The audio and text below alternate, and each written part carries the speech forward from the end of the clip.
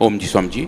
तो स्वामी जी, अगर हम इन नेचुरल एडिबल ऑयल्स की बात करें, जो हमारे खाद्य पदार्थों में सबसे अच्छे घटक हैं, फ्राइंग एजेंट के तौर पर या फिर फ्लेवरिंग एजेंट के तौर पर स्वामी जी इनका इस्तेमाल किया जाता है, हम उनके बारे में देखें तो स्वामी जी हमारे इस वर्टिकल के कुनबे में देखें तो स्वामी जी इतने सारे मेंबर हैं। चाहे हम बात करें सरसों के तेल की, चाहे हम बात करें तिल के तेल की, चाहे हम बात करें मूंगफली के तेल की, या स्वामी जी उनको आप देखते जाएँ तो इन पूरे स्वामी इन तेलों का कुनबा स्वामी जी एक बहुत लंबा है। और आप देखें स्वामी इतने सारे तेल अलग टाइप के, इनके भी अलग वेरिएंट। इनमें समझिए सबसे अच्छाई क्या है, ये नेचुरली प्यूरिफाइड हैं, ये नेचुरली कंप्रेस्ड हैं, ये नेचुरली एक्सट्रैक्टेड हैं। समझिए इनमें केमिकल्स का इस्तेमाल नहीं किया गया है। अब केमिकल्स के होने से स्वामी जी, अलग अलग सॉल्वेंट के इस्तेमाल करने से जो रिफाइंड तेल बनते हैं स्वामी जी, वो बहुत घातक हैं। तो स्वामी जी सैचुरेट फैट वो है जिसकी स्ट्रक्चर में आप देखें तो वो कार्बन के बीच में जो बॉन्ड्स हैं उनका नंबर स्वामी जी चेंज होता है। सैचुरेट फैट हमारे शरीर के लिए अच्छी नहीं है। अनसैचुरेट को समझने के लिए हमें मूफा और पूफा समझने चाहिए। उसे ही स्वामी जी अच्छे तेलों में पूफा का होना जरूरी है। तो मूफा पूफा और होंगे जो पॉली अनसैचुरेट फैटी एसिड पूफा और multiple unsaturated fatty acid Swami ji मूफा। तो इनका स्वामी जी जो प्रोसेस है, जो मोनो अनसैचुरेटेड फैटी एसिड्स हैं स्वामी जी, उनका सही तरीके में सही मात्रा में होना बहुत ज़रूरी है। तो स्वामी जी अगर ये अनुपात जो नेचर ने बनाया हुआ है वो सही बना रहे तो स्वामी जी ये तेल अच्छे पदार्थ के तौर पर हमारे शरीर में पहुँचते हैं। पर स्वामी जी जब हम इनका एक्सट्रैक्शन कर रहे होते हैं उस दौरान स्वामी जी इनके अंदर काफ़ी चेंजेस भी आते हैं। और आजकल तो स्वामी जी जो थोड़ा ट्रेंड आ गया है, और शायद सोशल मीडिया भी इसके लिए काफ़ी जिम्मेदार है कि लोग बोल रहे हैं जो तेल जितना हल्का हो वो उतना अच्छा होगा। तो हम जी लोगों ने फिर वो हल्के तेल या फिर ट्रांसपेरेंट तेल की तरफ जाना शुरू कर दिया, और वो सब स्वामी जी फिर केमिकल प्रोसेस के बाद ही मिलते हैं। नेचर ऐसे तेल बहुत कम बनाता है। नेचर की जो तेल बनाने की क्षमता है वो स्वामी जी बीजों के थ्रू है। लगभग जितने भी प्लांट्स हैं उनमें जितने भी बीज हैं, लगभग स्वामी जी हर एक प्लांट के बीजों में तेल होता है। किसी में कम होता है, किसी में ज़्यादा होता है। जिनमें ज़्यादा होता है स्वामी जी, उससे मानव जाति ने एक्सट्रैक्ट करके तेल निकालना शुरू किया और तेलों की स्वामी जी शुरुआत हुई। और इन तेलों की शुरुआत होने का एक बड़ा कारण ये था कि स्वामी जी जितने भी हमारे स्पाइसेस हैं, जितने भी मसाले हैं, वो स्वामी जी सब जनरली फैट सॉल्युबल होते हैं। तो जब आप उनको तेल में डालते हैं स्वामी जी, तभी उनकी महक, उनकी कड़क, उनकी सुगंध, उनके कंपाउंड बाहर निकलते हैं। स्वामी जी बहुत अच्छा एग्जाम्पल हल्दी है। हल्दी को अगर आप स्वामी जी पानी में घोलें तो वो उतने अच्छे उसके अंदर कंपोनेंट पानी में नहीं जाते। आप जब उसे स्वामी जी तेल में डालते हैं, घी में डालते हैं या फिर दूध में डालते हैं जिसमें स्वामी जी फैट अच्छे मात्रा में है, हमारे कुछ विटामिन हैं जो फैट सॉल्युबल हैं, हमारे कुछ विटामिन हैं जो वाटर सॉल्युबल हैं।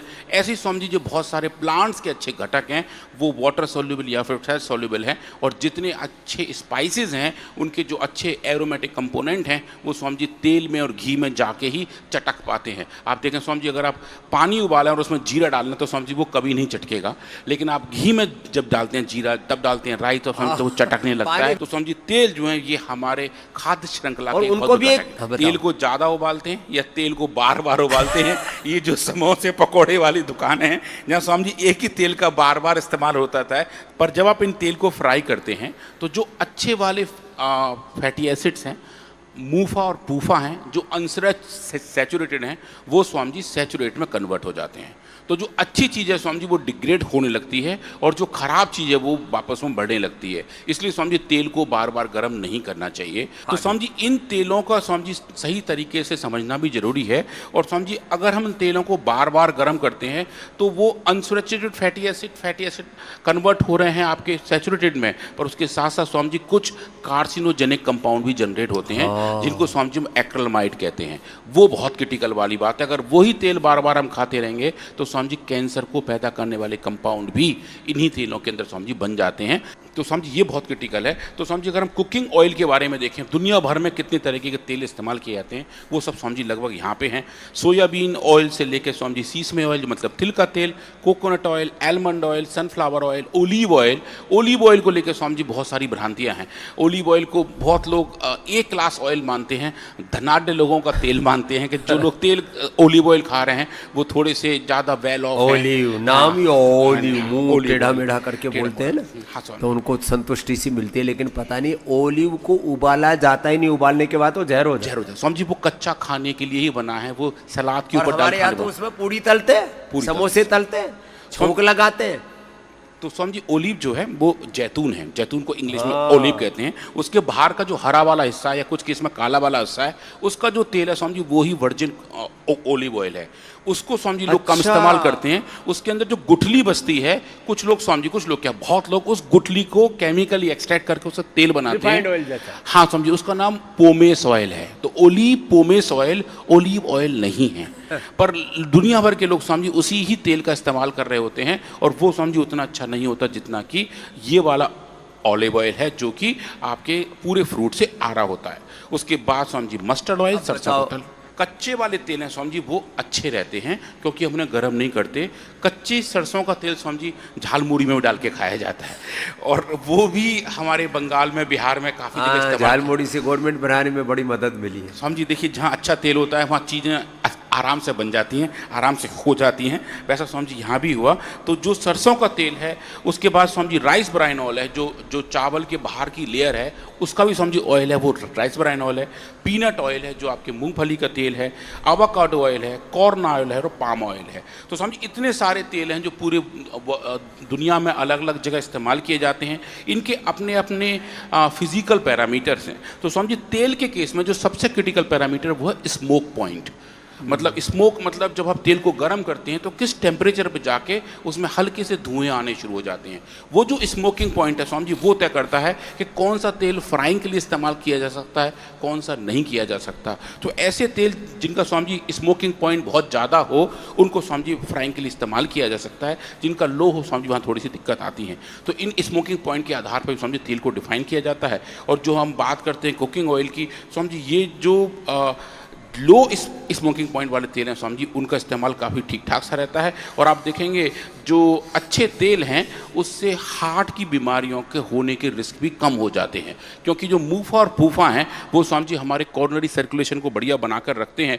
और अगर सही मात्रा में इन तेलों का इस्तेमाल किया जाए तो type 2 diabetes, coronary heart disease या ब्रेन स्ट्रोक समझिए इनका भी होने का रिस्क कम हो जाता है। तो कोलेस्ट्रॉल कम होना और उसके साथ साथ ऐसे तेल का सेवन करना जो हमारे लिए हेल्दी समझिए वो बहुत ज़रूरी है। और आप देखेंगे समझिए जो अच्छे वाले तेल हैं जो सब यहाँ रखे हुए हैं, इनके अंदर सब ऐसे ही घटक हैं जिनके अंदर कोई भी केमिकल लेओवर नहीं है।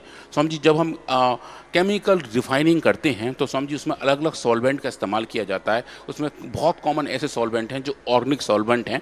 वो समझिए सॉल्वेंट प्रोसेस में बाद में हटाए तो जाते हैं, पर फिर भी थोड़े थोड़े समझिए बहुत ही माइन्यूट अमाउंट में रह जाते हैं। और जब उनका लंबे समय तक इस्तेमाल करते हैं तो उसका दुष्प्रभाव हमारे हेल्थ पर पड़ता है। तो सही मात्रा में समझिए उनको मेंटेन करना भी बहुत ज़रूरी है। और जो बात है डीप फ्राइंग की या रीयूज्ड ऑयल को तेल यूज़ करने की, वो भी समझिए एक बड़ा क्रिटिकल फैक्टर है। बार समझिए उन्हीं तेलों का इस्तेमाल नहीं होना चाहिए। और जो हेल्दी कुकिंग ऑयल्स हैं समझिए वो हम देख रहे हैं स्क्रीन पर, कुछ यहाँ भी यहाँ रखे हुए हैं। और समझिए आज हम थोड़ा सा फिर फोकस करेंगे क्विकली मस्टर्ड ऑयल के बारे में, सरसों के तेल के बारे में, जो समझिए भारत में सबसे ज़्यादा खाया जाता है। और एक प्लांट है सरसों मस्टर्ड जिसका साइंटिफिक नाम है ब्रेस्का कंप्रेस्टिस, ब्रेस्का जुनिसिया।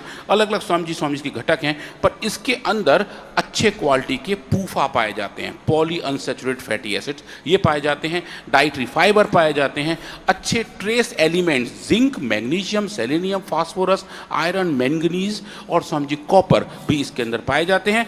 फैट सोल्यूबल विटामिन पाए जाते हैं और समझिए बीटा कैरोटीन जो आंखों के लिए अच्छा होता है समझिए वो भी सरसों के तेल में ही पाया जाता है। तो समझिए इसके बहुत सारे घटक हैं। आप देखेंगे समझिए कुछ पीली सरसों का तेल है, कुछ नॉर्मल सरसों का तेल है। समझिए इनके अंदर जो रंग का और जो झांस का बड़ा कारण है वो समझिए सल्फर है। जब हम इन तेलों को गर्म करते हैं तो समझिए पड़ोसियों को भी पता लग जाता है कि आज सरसों के तेल में कुछ पक रहा है।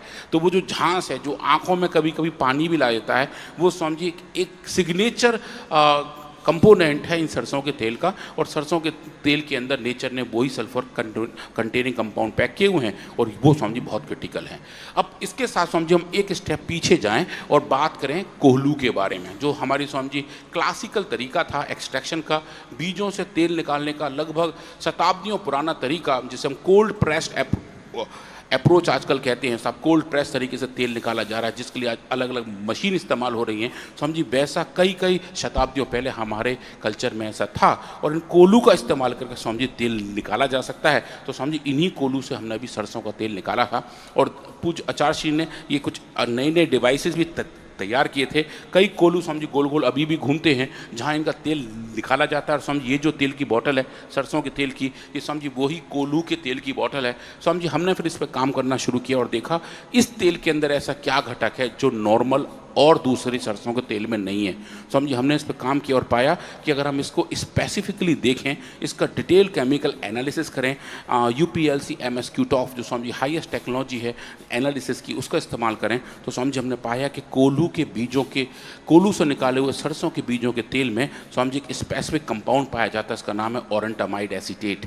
मतलब समझिए एक ऐसा कंपाउंड जिसकी एंटी कैंसर कैपेबिलिटी है, जो कैंसर को होने से रोकता है, कैंसर की सेल्स को समझिए मारता है। ऐसा कंपाउंड नेचर ने सरसों के बीजों में पैक किया हुआ है। पर समझिए जो और तेल निकालने के तरीके हैं, उस तेल निकालने के तरीकों के दौरान समझिए ये जो कंपाउंड है ये खत्म हो जाता है, टूट जाता है, अनस्टेबिलिटी की तरफ चला जाता है। पर कोल्हू वाले तरीके से आप देखें समझिए ये मेंटेन रहता है।